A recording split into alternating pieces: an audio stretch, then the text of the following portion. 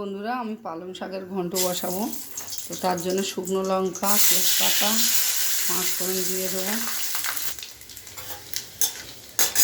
আর সমস্ত সবজি কেটে রেখেছে, আলু দেবেন সঙ্গে।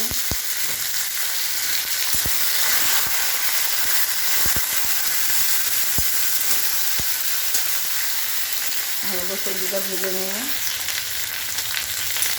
সবজিটা প্রায় ভাজা ভাজা হয়েছে।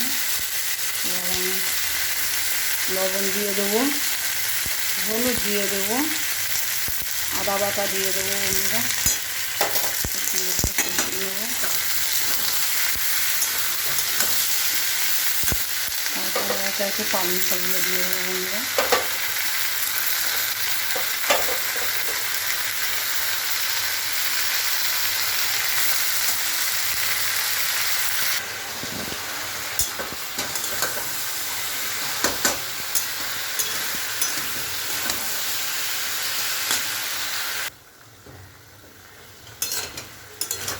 পালং শাকের ঘন্টটা বন্ধুরা আমার হয়ে গেছে। এবার লাগাবো। তো রাধে রাধে বন্ধুরা, আমার পালং শাকের ঘন্টটা হয়ে গেছে। দেখুন কতটা লোভনীয় লাগছে। তো আমার এই ছোট্ট রেসিপিটা যদি ভালো লাগে, লাইক শেয়ার কমেন্ট করবেন। রাধে রাধে।